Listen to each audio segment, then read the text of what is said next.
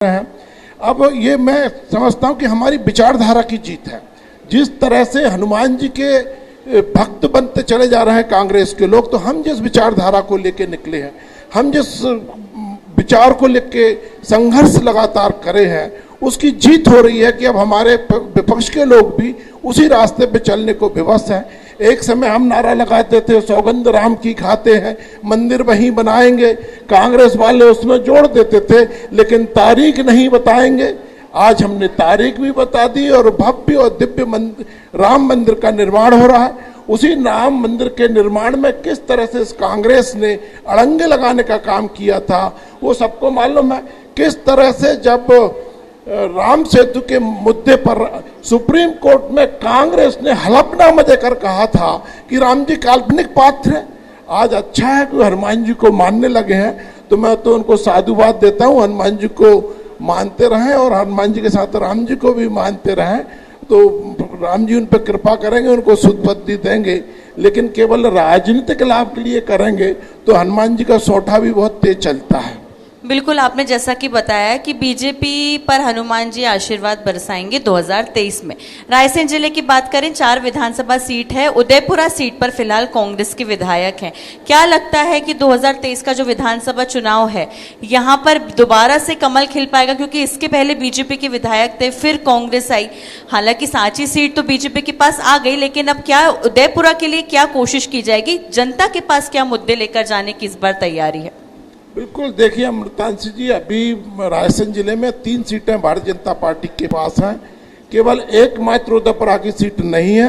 हमारा पूरा प्रयत्न है, जैसा कि हमारे पूर्व वक्ताओं ने भी बताया, ठाकुर रामपाल सिंह जी अभी बोल रहे थे कि हमारा एक एक कार्यकर्ता मंत्री है।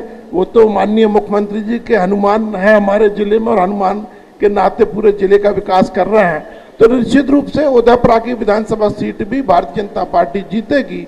इसके लिए संगठन भी अपना काम कर रहा है।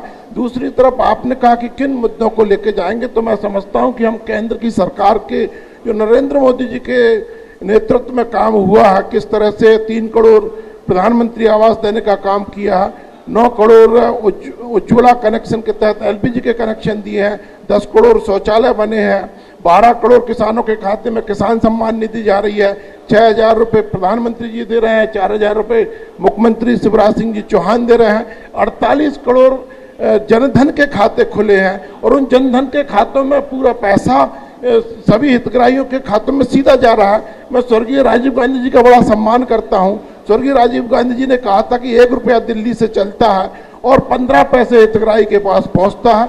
लेकिन नरेंद्र मोदी जी के प्रयासों से जो जनधन खाते खुले हैं और जो विभिन्न योजनाएं बन रही हैं, उनमें अब 1 रुपया दिल्ली से चलता है और 1 का 1 रुपया पूरा उनके हितग्राहियों के खाते में पहुंचता है। 80 करोड़ लोगों को हम निःशुल्क खाद्यान्न देने का काम कर रहे हैं। तो ये केंद्र की सरकार है। दूसरी ओर हम मध्य प्रदेश की बात करेंगे, शिवराज सिंह जी चौहान के नेतृत्व में जिस तरह से आपका टाइटल है मध्य प्रदेश के बढ़ते कदम, किस तरह से कदम आगे बढ़े हैं। पहले 2003 में केवल 23,000 करोड़ का बजट था, आज 3 लाख करोड़ से अधिक का बजट मध्य प्रदेश का।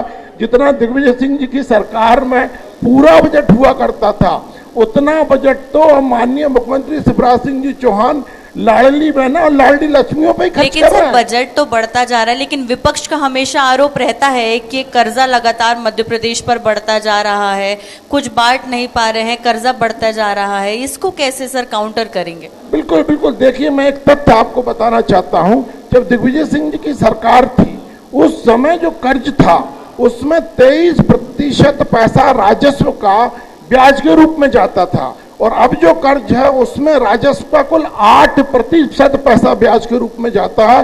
तो इसका अर्थ है कि अनुपात के रूप में हम देखेंगे तो कांग्रेस की सरकार से कम ही कर्ज मध्य प्रदेश की सरकार पर है। दूसरी ओर मैं कहना चाहता हूं, हम जो कर्ज ले रहे हैं वो जन कल्याण के लिए ले रहे हैं, जनता की योजनाओं के लिए ले रहे हैं। अब 1.25 करोड़ बहनों के खाते में जो 1,000 रुपये जा रहा है, जिसको मुख्यमंत्री जी ने घोषित किया कि हम 3,000 तक ले जाएंगे धीरे धीरे करके, तो अब ये जो पैसा हमारी बहनों के खाते में जा रहा है, जिससे बहनों के परिवार में खर्च करने की उनकी क्रय शक्ति बढ़ रही है। तो दूसरी ओर इतना पैसा जब बाजार में आता है तो निश्चित रूप से व्यापारियों को भी लाभ होता है। तो मैं समझता हूँ कर्ज भले मध्य प्रदेश सरकार ले रही है, लेकिन जन कल्याण की सामाजिक सरोकार की जो योजनाएं चला रही है, उसके लिए मैं समझता हूँ ये एक सार्थक कदम है। बिल्कुल, देखिए जन कल्याण के लिए जैसा कि आपने बताया, बहनों को भी हमने सुना, उन्होंने कहा कि आत्मसम्मान के लिए ये राशि है, लगातार आर्थिक संबल के लिए राशि है। लेकिन 2023 के लिए कांग्रेस अपने वचन पत्र में एक पैरेलल योजना खड़ी कर रही है। पहली बार हो रहा है कि पार्टी सरकार आने से पहले कोई फॉर्म भरवा रहा है, कोई आश्वासन दे रहा है कि हम ज़्यादा बढ़ाकर राशि देंगे। क्या असर डालेगी लाडली बहना योजना की लोकप्रियता पर? ज़रा सा भी क्या असर होगा, क्योंकि सीधी पैरेलल योजना है, महिलाओं पर फोकस। जी बिल्कुल अमृतांश जी, कांग्रेस ने पहले भी 972 वचन इस मध्य प्रदेश की सरकार को दिए थे। उन्होंने कहा था कि उनके तत्कालीन राष्ट्रीय अध्यक्ष ने कहा था 1 2 3 4 5 10 गिनना, या तो कर्ज माफ हो जाएगा या मुख्यमंत्री बदल देंगे। 10 दिन नहीं 15 माह बीत गए थे, और 15 माह बीतने के बाद भी न कर्ज माफी हुई थी और न मुख्यमंत्री बदला गया था। वो तो धन्य है माननीय ज्योतिरादित्य सिंधिया जी, माननीय प्रभुराम चौधरी जी, उन्होंने कहा था, ज्योतिरादित्य सिंधिया जी ने, कि आप हमारी ये कर्ज माफी करिए, किसानों के हित करिए, और जो योजनाओं के वादे आपने जनता से निभाए उनको पूरा करिए, तो नहीं तो हम सड़कों पर उतर आएंगे। उन्होंने संघर्ष करने की बात कही थी, लेकिन कांग्रेस ने माना नहीं। उनको हम धन्यवाद देते हैं कि उन्होंने कांग्रेस की सरकार को सड़क पर उतार दिया और जनहितकारी सरकार को पुनः स्थापित किया है। बिल्कुल सर, एक आखिरी सवाल, पॉलिटिकल सवाल मैं लेना चाहूंगी। लोगों के बीच में आप काफी लोकप्रिय हैं, खासकर आपका गृह जिला है। एक विधानसभा सीट पर अभी कांग्रेस की विधायक हैं। अगर पार्टी मौका देती है, आपका चेहरा रखती है, तो क्या आप लोगों के बीच में जाएंगे विधानसभा चुनाव में? क्या विधायक दावेदारी पेश करेंगे अगर पार्टी मौका देती है तो? देखिए अमृतांश जी, आपने जो प्रश्न किया उसमें 2 बातें समाहित की हैं। एक तो दावेदार और दूसरा पार्टी मौका देती है। तो मैं ऐसा समझता हूं कि दावेदार जो शब्द है ये भारतीय संस्कृति का नहीं है, वो माफ कीजिए भाजपा की संस्कृति का नहीं है, ये कांग्रेस की संस्कृति का है।